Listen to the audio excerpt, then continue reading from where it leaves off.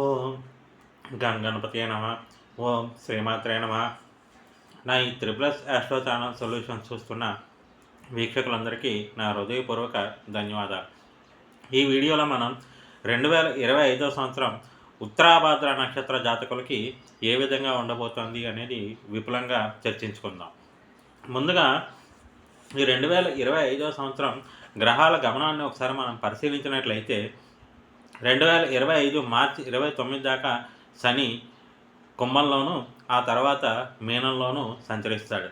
అలాగే దేవగురు బృహస్పతి 2025 మే 14 దాకా వృషభంలోను, ఆ తర్వాత మిథునంలోను, తిరిగి 2025 అక్టోబర్ 29 నుంచి డిసెంబర్ 4 మధ్య కర్కాటకంలోను, డిసెంబర్ 4 నుంచి సంవత్సరాంతం వరకు కూడా మిథునంలోనూ సంచరిస్తాడు. ఇక రాహువు 2025 మే 18 దాకా మీనంలోను, ఆ తర్వాత కుంభంలోనూ సంచరిస్తాడు. ఇక కేతువు 2025 మే 18 దాకా కన్యలోను, ఆ తర్వాత సింహంలోనూ సంచరిస్తాడు. ముఖ్యంగా ఈ విధమైన గ్రహాల గమనాన్ని బట్టి 2025 సంవత్సరం ఉత్తరాభాద్ర నక్షత్ర జాతకులకి ఏ విధంగా ఉండబోతోంది అని ఒకసారి మనం పరిశీలించినట్లయితే, ఈ ఉత్తరాభాద్ర నక్షత్ర జాతకులు శని మహాదశలో పుట్టి ఉంటారు.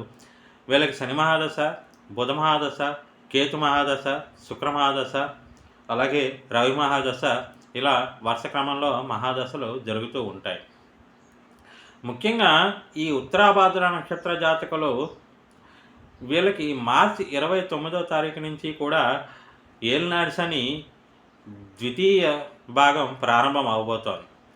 అంటే వీళ్ళకి జన్మశని స్టార్ట్ అవ్వబోతోంది. కాబట్టి ఈ సంవత్సరం అంతా కూడా వీళ్ళు చాలా జాగ్రత్తగా ఉండాలి. అది ఏ రంగానికి చెందిన వాళ్ళ విద్యార్థులు కానీ, ఉద్యోగస్తులు కానీ, మహిళలు కానీ అందరికీ కూడా ఈ 2025 సంవత్సరం అనేది కొంచెం ఇబ్బందికరంగానే ఉండబోతోంది. అయితే ఎవరైతే విద్యార్థులు ఉన్నారో ఈ 2025 సంవత్సరం ప్రథమార్థం వీళ్ళకి ఏప్రిల్ దాకా కొంచెం యోగదాయకంగా ఉండబోతోంది. ఎందుకంటే వీళ్ళకి తృతీయంలో గురుబలం కూడా కొంచెం యోగిస్తుంది. అదే మే తర్వాత నుంచి గురుబలం కూడా తగ్గడం చేత కొంచెం ద్వితీయార్థం అయితే ఇబ్బందులు తప్పవు. ప్రథమార్థం అయితే ఏప్రిల్ దాకా చాలా యోగదాయకంగానే ఉంటుంది, బాగుంటుంది అన్ని రంగాల విద్యార్థులకి. ముఖ్యంగా ఇంజనీరింగ్ విద్యార్థులకి ఫలితాలు చాలా యోగదాయకంగా ఉండబోతున్నాయి. కాకపోతే వీళ్ళు కష్టపడాలి, ఎక్కువగా కష్టపడాల్సి వస్తుంది. వీళ్ళకి శారీరక శ్రమ ఈ సంవత్సరం అంతా కూడా చాలా ఎక్కువగా ఉండబోతోంది. ఇక ఎవరైతే ఉద్యోగస్తులు ఉన్నారో ముఖ్యంగా ఏప్రిల్ తర్వాత నుంచి ఈ ప్రభుత్వ ఉద్యోగులు కానీ, ప్రైవేటు ఉద్యోగులు కానీ, అన్ని రంగాల ఉద్యోగస్తులు కూడా చాలా జాగ్రత్తగా ఉండవలసిన సమయం. ఈ సమయంలో ప్రైవేటు ఉద్యోగులు వేస్తే ఎటువంటి ఉద్యోగ మార్పునకి ఆలోచన చేయకండి, అటువంటి ప్రయత్నాలు చేయకండి. ఉన్న చోటే ఈ సంవత్సరం అంతా కూడా గడిపేలా ప్రణాళిక రచించుకోండి. ఒకవేళ మీరు ఉద్యోగం మారదలిస్తే అక్టోబరు, డిసెంబర్ మధ్యన ఏమైనా అవకాశాలు వస్తే అది కూడా మీ వ్యక్తిగత జాతకాన్ని పరిశీలన చేసుకుని అప్పుడు నిర్ణయం తీసుకోండి. లేదంటే చాలా ఇబ్బందులు ఎదుర్కొంటారు. ఎందుకంటే మీకు జన్మశని స్టార్ట్ అవ్వబోతోంది. అది కూడా మీకు ఈ మీనరాశిలో ఏర్పడేటువంటి షష్టగ్రహ కూటమి ఏదైతే ఉందో మార్చి 29వ తారీఖున ఏర్పడే షష్టగ్రహ కూటమి ప్రభావం మీ మీద చాలా ఎక్కువగా ఉండబోతోంది. ఆరోగ్యపరంగా కూడా చాలా జాగ్రత్తలు తీసుకోవాలి. అధికమైనటువంటి ఖర్చులు గోచరిస్తున్నాయి. అలాగే అనవసర ధనవ్యయం, అలాగే బంధుమిత్రుల వ్యతిరేకత, చాలా మటుకు మీకు ఈ ఉత్తరాభాద్ర నక్షత్ర జాతకులకి ఏప్రిల్ నుంచి కూడా నిరాశాజనక ఫలితాలే ఎక్కువగా గోచరిస్తున్నాయి. ముఖ్యంగా ఎవరైతే అనారోగ్య ఇబ్బందులతో బాధపడుతున్నారో వాళ్ళకి ఈ సంవత్సరం మరింతగా ఆరోగ్య సమస్యలు ఇబ్బంది పెట్టే అవకాశం అయితే ఉన్నది. మీకు ఈ సంవత్సరం అంతా కూడా దాదాపుగా గురుబలం తక్కువే, అలాగే మీకు జన్మశని కూడా చాలా ఇబ్బందులు కలగజేయబోతున్నాడు. కాబట్టి ముఖ్యంగా మీ జాతకంలో ఈ ఉత్తరాభాద్ర నక్షత్ర జాతకంలో ఎవరికైతే కేతు మహాదశ కానీ, శుక్ర మహాదశ కానీ, అలాగే రవి మహాదశ కానీ జరుగుతున్న జాతకులు ఉన్నారో వీళ్ళు ఆరోగ్యపరంగా ఆర్థిక పరంగా చాలా జాగ్రత్తగా ఉండవలసిన సమయం. ఒకవేళ మీకు శుక్రమహాదశ జరుగుతున్నట్లయితే ప్రతి శుక్రవారం నాడు మీ దగ్గరలో ఉన్న లక్ష్మీ అమ్మవారిని సందర్శించుకోండి, లేదా ఏదైనా గోశాలకు వెళ్ళి గోసేవ చేసుకోండి. ఇక ఈ ఏలినాటి శని ప్రభావం వల్ల మీకు కలిగే ఇబ్బందుల నుంచి ఉపశమనానికి ప్రతి శనివారం నాడు మీ దగ్గరలో ఉన్న శివాలయానికి వెళ్ళి శివాభిషేకం చేయించుకోండి, శివునికి అభిషేకం చేయించుకోండి.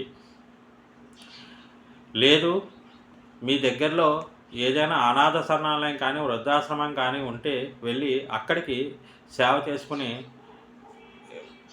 ప్రయత్నం అయితే చేయండి. లేదు ప్రతి శనివారం నాడు పక్షులకి ఆహారం ఇవ్వండి. లేదు ఇవేవి కుదరలేదు మీ ఇంట్లో ఎక్వేరియం పెంచుకునే ప్రయత్నం అయితే చేయండి. ఎక్వేరియం పెంచుకున్నా కూడా మీకు ఈ గోచారం నుంచి మంచి ఉపశమనం అనేది కలుగుతుంది. అలాగే ఎవరైతే అవివాహితులు ఉన్నారో ఈ సంవత్సరం వీళ్ళకి అంతగా వివాహ యోగం కనిపించటం లేదు. నిరుద్యోగులకి కూడా తగిన అవకాశాలు కలిగే సూచనలు అయితే కనపడటం లేదు. కాబట్టి అంది వచ్చిన అవకాశాన్ని కాదనకుండా ఈ సంవత్సరానికి ఒకవేళ మీ అర్హతకి తగిన అవకాశం రాకపోయినా వచ్చిన అవకాశాన్ని ఉపయోగించుకుని సద్వినియోగం చేసే ప్రయత్నం అయితే చెయ్యండి. ఎందుకంటే ఈ సంవత్సరం మీకు అంత యోగదాయకంగా లేదు. కాబట్టి సాధ్యమైనంత వరకు ఎటువంటి ఇన్వెస్ట్మెంట్ల పరంగా కానీ లేదు ఉద్యోగపరంగా కానీ ఎటువంటి రిస్క్ తీసుకునే ప్రయత్నం అయితే చెయ్యకండి. ఇప్పుడు ఇది ఎలా నడుస్తుందో అలాగే నడిపించే ప్రయత్నం అయితే చెయ్యండి. ఒకవేళ మీ వ్యక్తిగత జాతకంలో కానీ ముఖ్యంగా నేను చెప్పిన కేతు మహాదశ కానీ శుక్ర మహాదశ కానీ రవి మహాదశ కానీ జరుగుతున్న జాతకులు ఎవరైతే ఉన్నారో ఒకవేళ మీ వ్యక్తిగత జాతకం పరిశీలన చేయించుకోండి. ఒకవేళ మీకు ఆ గ్రహాలు కానీ అనుకూలంగా లేకపోతే ఆ గ్రహనాథుడికి తగిన పరిహారం చేయించుకోండి. ఎందుకంటే మీ వ్యక్తిగత జాతకంలో కూడా ఇబ్బందులు ఉండి గోచారం కూడా ఇబ్బందులు ఉంటే మీకు చాలా రకమైన ఇబ్బందులు అనేవి కలిగే అవకాశం ఉన్నది. ఇంట బయట అన్ని రకాలుగా కూడా ఇబ్బందులు ఎదుర్కొనే ఆస్కారం అయితే ఉన్నది. ఆర్థిక పరంగా ముఖ్యంగా చాలా జాగ్రత్తగా ఉండవలసిన సమయం ఈ సంవత్సరం అంతా కూడా. ఆరోగ్యపరంగా కూడా తగిన జాగ్రత్తలు తీసుకోవాల్సిన సమయం. కాబట్టి తగిన పరిహారం అయితే చేయించుకుంటే మీకు వీటి నుంచి ఉపశమనం కలిగే అవకాశం అయితే ఉన్నది.